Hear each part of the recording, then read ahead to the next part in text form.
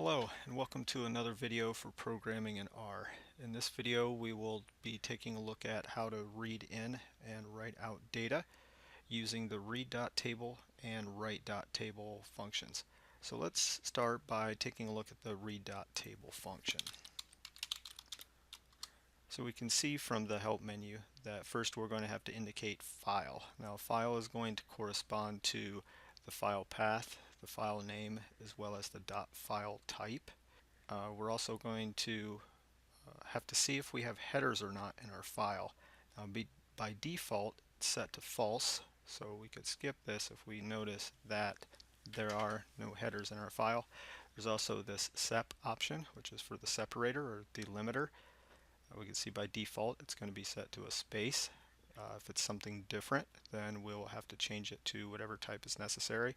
And there are some other options as well, but we're just going to be focusing on the first three.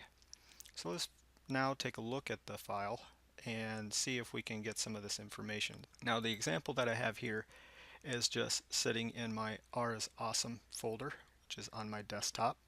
But let's first take a look at inside this file.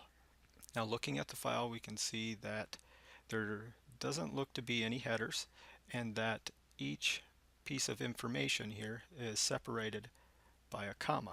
To get our other information, let's close the file and take a look at some of the properties here.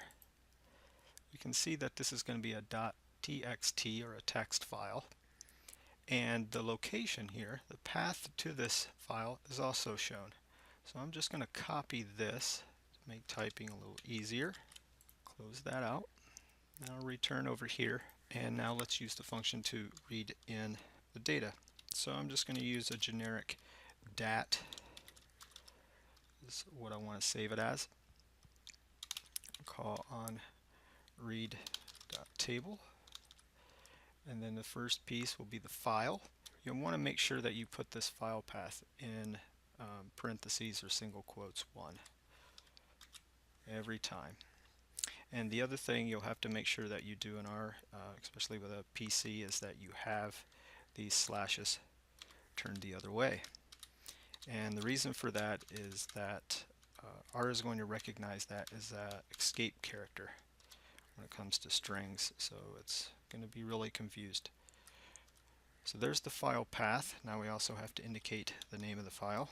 It was airports, and it was a .txt. You have to make sure that you put in the file type as well. All right, the next piece, well, we can skip the header because by default it was false. The next piece is going to be the separator, and remember that it was a comma. You also want to make sure that you put that into either single or double brackets.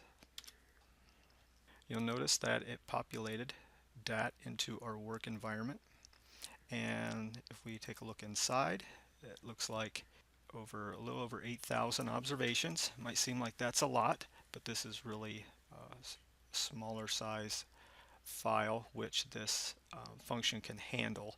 Now if it was a very large type of file, you're probably going to want to use a more efficient function from a package, but for this it's sufficient. We can also view the contents inside and kind of give it a look over to make sure everything appears to be reading in correctly.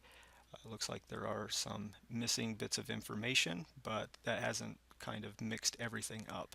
So everything looks to be pretty good. Let's take a look at writing out a data set.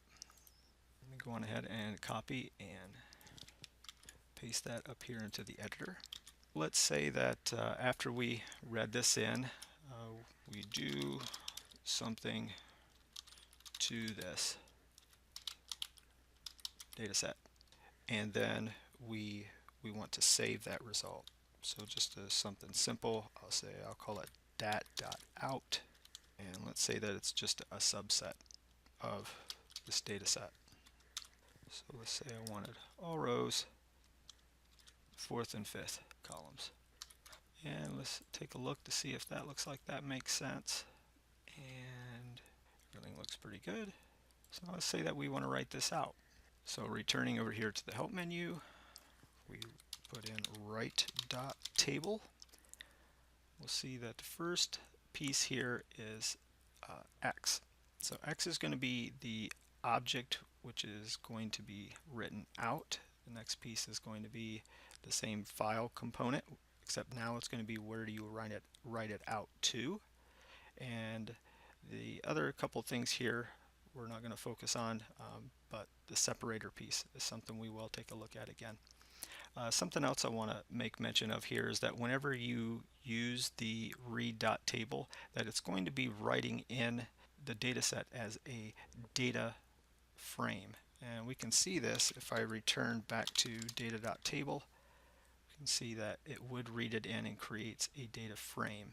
Okay, so let's call upon the write.table function, and we're going to write out dat.out.